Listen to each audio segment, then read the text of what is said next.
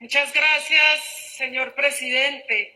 Yo quiero empezar mi intervención leyendo un párrafo de una carta que le escribió mi padre a mi abuelo moribundo, mi abuelo que fue comandante general de las Fuerzas Armadas de Colombia y almirante de la Marina de Guerra. Hoy, aquellas Fuerzas Armadas a las que dedicaste con la mayor honestidad profesional los años más productivos de tu vida, aquellas Fuerzas Armadas en las que colaboraste a inculcar el respeto a las instituciones democráticas, aquellas Fuerzas Armadas destinadas desde la gesta libertadora a ser garante de los derechos humanos y la dignidad nacional y protectoras del ciudadano inerme, aquellas Fuerzas Armadas que tú ayudaste a forjar paulatinamente fueron cambiando su función social y traicionando el mandato constitucional. Hoy el país que se inclinaba reverente y agradecido ante los hombres de uniforme se espanta a su paso. Nosotros que observamos tu ascenso en la Armada hasta la más alta investidura de la jerarquía militar, comandante de las Fuerzas Armadas y vicealmirante de la Marina de Guerra, con base en la capacidad profesional, la ética militar y la rectitud de tu carácter, nos indigna ver instalarse en las Fuerzas Armadas como costumbre y requisito de ascenso la entrega de la soberanía y la tortura. Esa carta mi padre la escribió hace 40 años, cuando salía del batallón de Cimitarra después de haber sido torturado por 26 días junto a mi madre. Y quiero empezar por ahí, porque vamos a hablar de la legitimidad, de la confianza. Y yo tengo que cuestionar, señor ministro, las declaraciones, las acciones, las actitudes, la gestión de las instituciones que están a su cargo, porque tristemente las ha conducido al desprestigio. El país y mi ciudad, Bogotá, han sido agredidas, han sido lesionadas. Usted ha lesionado gravemente la confianza y el respaldo de sectores muy importantes del país, especialmente a las mujeres y a la juventud. Y yo me pregunto cómo confiar en un mandatario que irrespeta la democracia, la Constitución, al desconocer e incumplir las órdenes de las altas cortes. Yo le pregunto cómo le pedimos a la gente que confíe en las instituciones a su cargo, cuando quien las dirige no goza de ninguna legitimidad en sectores muy amplios de la población.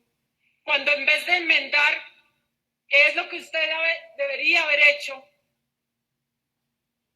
usted ha tenido una actitud negacionista del problema que estamos discutiendo y del dolor que han provocado esas actitudes.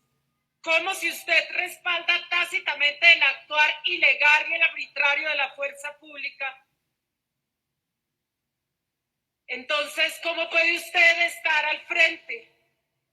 El 83% de los bogotanos afirma que se requiere una reforma estructural a la policía. Este mismo Congreso demostró las mentiras de su antecesor, al negar el asesinato de un grupo de jóvenes en el Caquetá, y eso le obligó a renunciar. Hoy, meses después, pretende seguir en la institución quien evade, quien niega las órdenes de la Corte Suprema que le obligan a rectificar, a pedir perdón, a tener toda una serie de actitudes y además adelantar acciones para reparar lo sucedido en el paro nacional del 21 de noviembre, en esos 35 días. Pero también debería hacerlo, como ya lo han dicho mis colegas, por los asesinatos del 9 y el 10 de septiembre.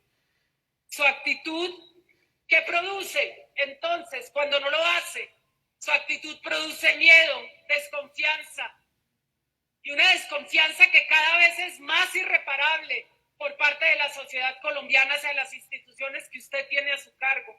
¿Qué siente el ciudadano cuando escucha las motos de la policía o los escudos transparentes y los uniformes negros del ESMAD? Cuando, por ejemplo, se acercan los pelotones del ejército o transitan por nuestras veredas, la gente siente miedo. La gente siente horror en algunos casos. Esconden a sus hijas para que no sean abusadas. Sienten miedo, desconfianza. Las instituciones castrenses tienen que cargar hoy con el lastre de su negacionismo, de su negligencia, y su permanencia definitivamente no contribuye en nada a que puedan recobrar su legitimidad, a que puedan recobrar la confianza, y sobre todo que la confianza, que la ciudadanía recupere la confianza y las fuerzas recuperen la confianza de esa ciudadanía que juraron proteger.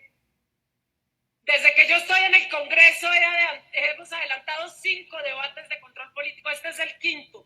Hemos hablado y hemos demostrado mutilaciones, asesinatos, torturas, detenciones arbitrarias, ilegales, violencia, abuso por parte de agentes estatales y cientos de ciudadanos asesinados por grupos armados organizados que usted en estos 2 años no ha sido capaz de controlar, no ha sido capaz de encontrar, no ha sido capaz de judicializar, ni siquiera de combatir.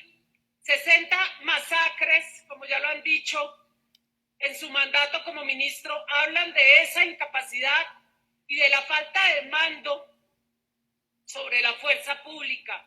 La semana pasada aparecieron en más de 12 departamentos del país panfletos, pintadas simultáneas, y usted no reaccionó siquiera.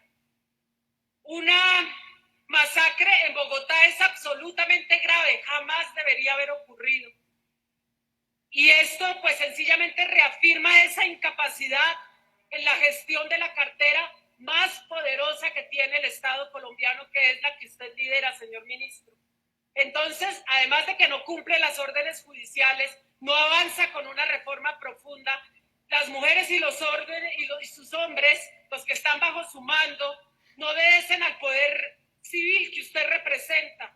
No ha hecho, usted, ministro, no ha hecho respetar a la gente, no ha hecho respetar a la ciudadanía frente a los evidentes abusos y brutales abusos que hemos denunciado aquí. Por eso, si usted no ha renunciado, señor ministro, nosotros sí pedimos que nuestros colegas nos acompañen con la moción de censura. Yo voy a pasar un poco porque creo que ya lo han dicho mis colegas, pero quiero hacer un hincapié. Contribuir con las organizaciones del Estado también es una de sus funciones.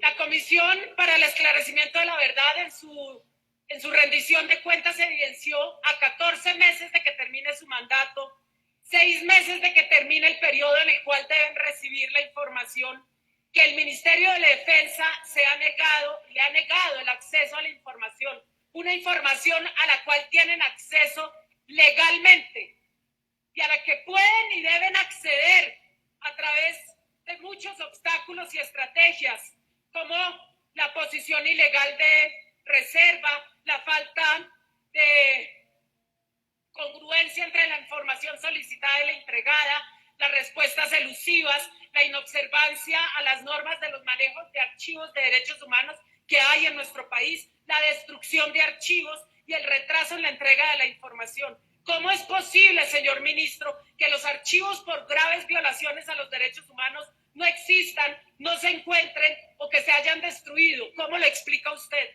En la política de seguridad y defensa, señor ministro, está la eliminación de registros sobre acciones ilícitas por parte de la fuerza pública. Pregunto yo, ¿por qué no están entregando la información? ¿Qué verdad es la que ustedes no quieren que conozca el país y que conozcan las víctimas? Además de esto, ustedes dicen que no hay sistematicidad en el asesinato de líderes sociales, pero resulta que sí la hay.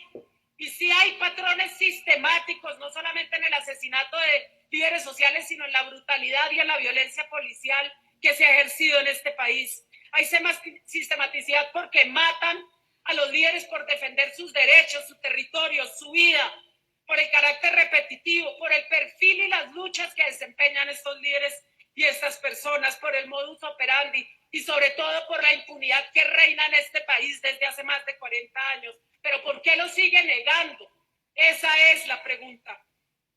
En el informe Bolillo Dios y Patria de la ONG Temblores se establece, según fuentes oficiales, que en 2019 232 personas fueron asesinadas, presuntamente por parte de la fuerza pública. 13.066 sufrieron violencia interpersonal, de los cuales 12.775 fueron por parte de la policía. A mí me parece un escándalo. Y el caso más reciente es el de Juliana.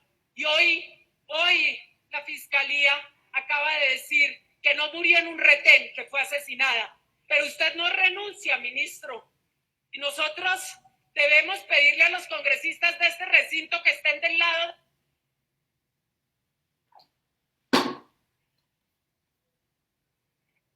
Señor presidente, bueno, voy a intentar retomar el hilo. Iba en que los miembros decentes, demócratas, honestos, leales que existen en la fuerza pública deben ser defendidos y respaldados. Y su actitud, señor ministro, sobrada, retadora, con el Congreso, con las altas cortes, demuestra su arrogancia y soberbia para comandar las Fuerzas Armadas. Los hombres y mujeres que dan la vida por la patria, con valentía y entrega,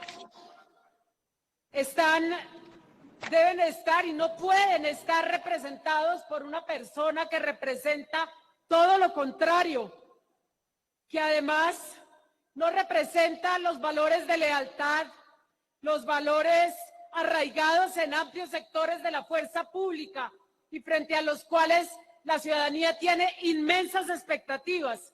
Y aquí entonces yo voy a preguntarme qué es el honor. El honor, me enseñó mi abuelo y mi padre, es una cualidad moral que debe distinguir a los miembros de la fuerza pública, a todos aquellos que porten armas, que les debe hacer absolutamente intachables y dignos de admiración. ¿Qué es la ética militar? La ética militar es la coraza que les impide mancillar el honor militar. Es el tejido cultural que reviste a los militares para garantizar que tengan la confianza ciudadana, porque son el ejemplo de la sociedad. Eso me enseñó a mí mi abuelo y me enseñaron en mi familia. Son los principios éticos y morales que se expresan en su actuar transparente, en su actuar justo, en su actuar ecuánime, cuando no abusan, que les permite, no abusar de la fuerza, que se expresan en todos los ámbitos de la vida de un militar, de su vida pública y de su vida privada, que se expresan en sus casas y en los batallones, que se expresan en las calles y veredas. Esa es la ética militar.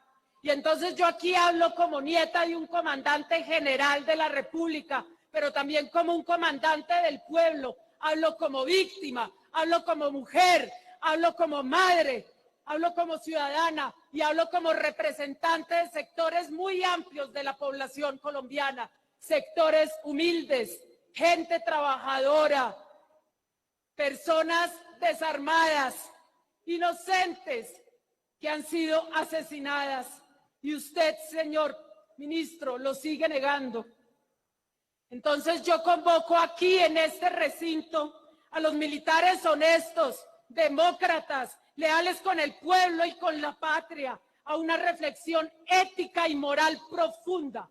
Porque cuando hablamos de manzanas podridas, se legitima el comportamiento reprochable de la fuerza pública. Y usted, ministro, debió dar ejemplo a las Fuerzas Armadas que dirige, pero también a la sociedad, para que no perdiera la confianza. Ahí usted falló, señor ministro.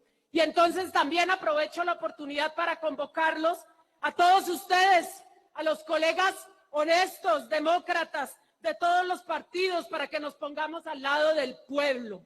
Ese es nuestro lugar. Y transformemos, unidos, todo lo que deba reformarse, todo lo que deba enmendarse por el bien del futuro y por el bien de la nación. Este debate yo quiero quiero realmente hacerlo, y lo he hecho en honor a la juventud rebelde, a la juventud digna, a la juventud que quiere un futuro, que necesita un futuro, a los jóvenes, a nuestros hijos y a nuestras hijas. Y por eso les convoco hoy a que me acompañen como mujer, como madre y como representante del pueblo en este Congreso de la República. Y también se lo dedico a la memoria de Campo Elías Galindo, compañero nuestro de la Colombia Humana, asesinado brutalmente en Medellín la semana pasada. A todos ellos, a todas las víctimas, a todos los jóvenes asesinados, violentados, a todos ustedes, mi vocación, mi compromiso y la voluntad inaplazable, innegable, de que voy a trabajar por un país a la altura de nuestros sueños. Gracias, señor presidente.